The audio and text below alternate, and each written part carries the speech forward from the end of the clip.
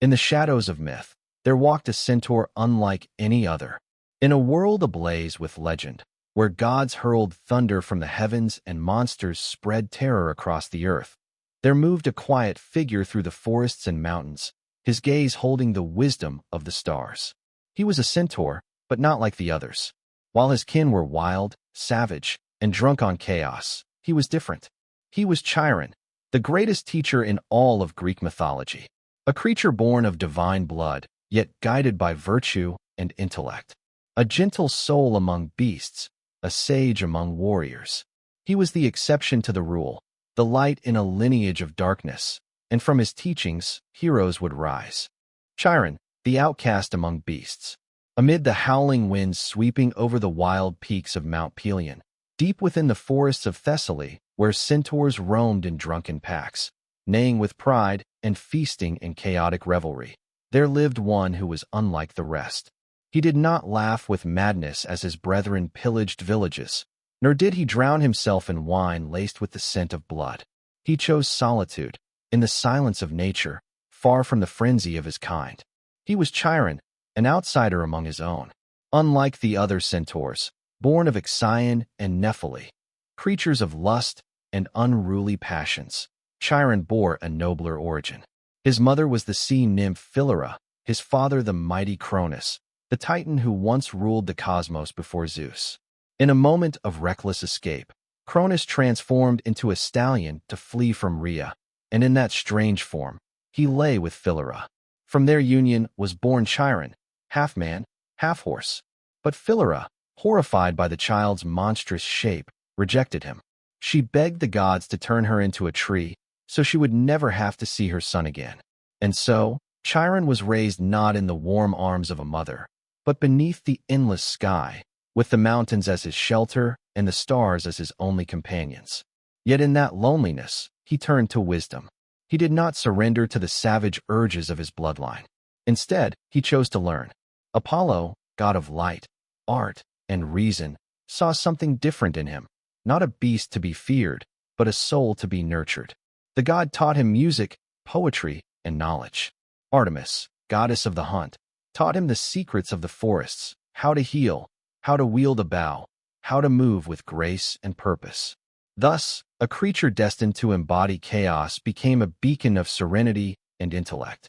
Chiron learned the arts of medicine and healing, crafted remedies from herbs and roots, read the stars, foretold the weather, and taught not how to kill, but how to protect.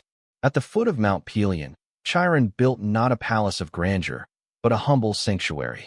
It wasn't a temple like the gods. It was a school where young souls came to learn, an academy with no name, yet one that would shape the very legends of Greece. He needed no throne, no crown. Knowledge was his kingdom. Wisdom was his power.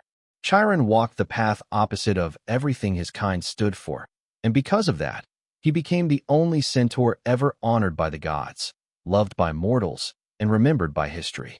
Not for his might, but for his nobility. The teacher of legends. High in the misty folds of Mount Pelion, hidden among clouds and silence, there lies a narrow path, one that only the worthy can find. It does not lead to a grand temple or a palace of gold, but to a simple stone dwelling. There, in the quiet heart of the wilderness, waits a being, half man, half horse, patiently watching for the arrival of young souls seeking purpose. His name is Chiron, and his humble home was the forge where the greatest legends of Greek mythology were shaped. Achilles, the unstoppable warrior. Through the echoing clatter of hooves in the morning fog, a boy once arrived. Achilles, son of King Peleus and the sea goddess Thetis.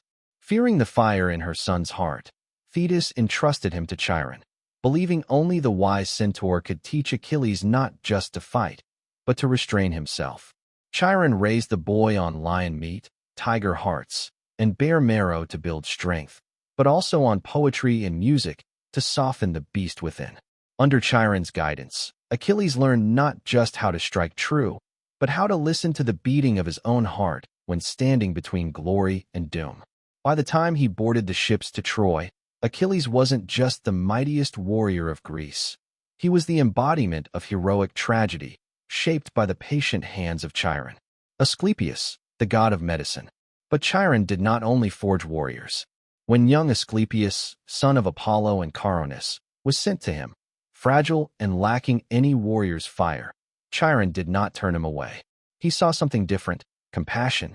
Chiron taught him every herb, every pulse, every secret flow of life within the human body. From that humble start, Asclepius rose to become the first true healer, a divine physician who could mend not only wounds of flesh, but of spirit. Jason, leader of the Argonauts. Jason, the boy destined to lead the Argonauts in search of the Golden Fleece, also found shelter under Chiron's roof.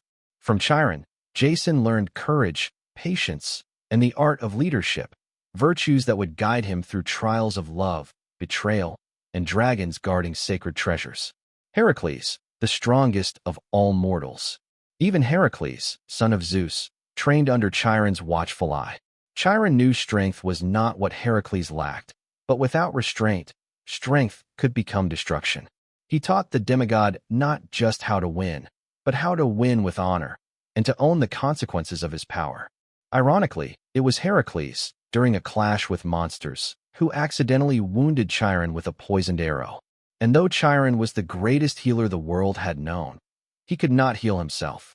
When the gods offered him immortality as a reward for all he had given, Chiron, ever the humble sage, refused. He chose to relinquish eternity, offering his immortality so that Prometheus could be freed and the balance of the cosmos preserved.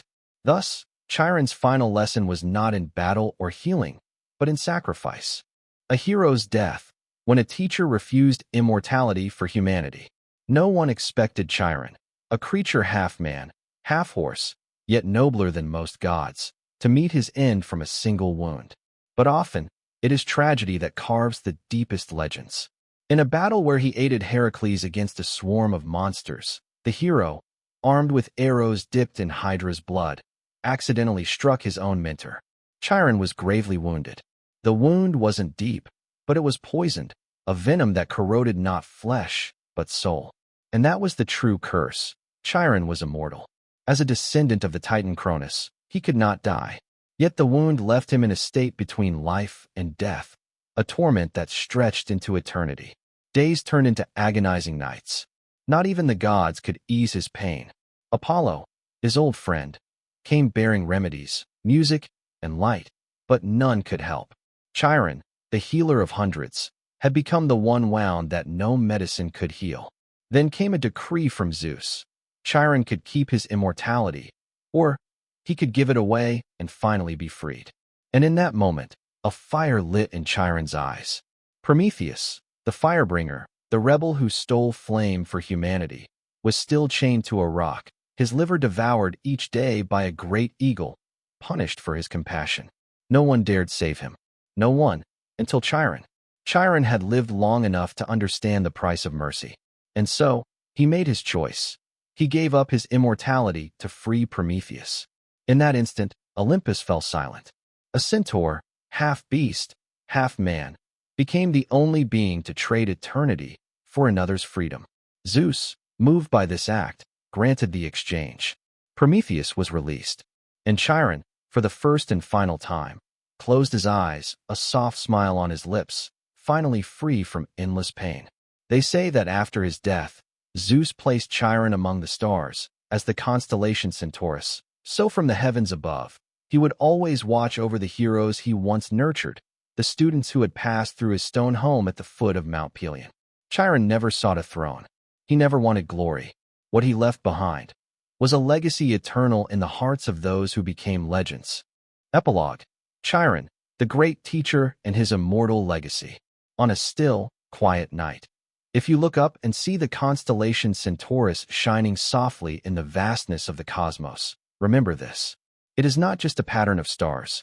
It is the eternal silhouette of Chiron, the centaur mentor who lived not for his own greatness, but to kindle the greatness of others. Chiron did not fight to conquer. He did not earn his name by slaying monsters or ruling empires. But he was the place where legends began. Achilles, Jason, Theseus, Heracles, all bore his mark, like a bow remembers the hand that crafted it. He was the teacher who understood. Strength without virtue is blind, and knowledge without compassion is just another weapon. With every lesson, he planted more than skill. He sowed purpose, kindness, and the courage to sacrifice for others. Chiron proved an eternal truth. To be a great teacher, one need not be immortal in flesh, only immortal in the hearts of those they guide. His story isn't a blazing war anthem, but a quiet melody, rich in humanity, echoing through a world of cold gods and chaotic men. A song that doesn't blind with glory, but warms the soul like an ember that refuses to die, even after 1,000 years. Lessons from Chiron. From Chiron, we learn that true wisdom doesn't dwell in books. It lives in a heart that knows compassion. The greatest power isn't immortality. It's the courage to give it up for someone else. And above all, greatness isn't defined by who you are, but by who you help others become. In a world where everyone longs to be a hero, perhaps what we truly need is a teacher like Chiron.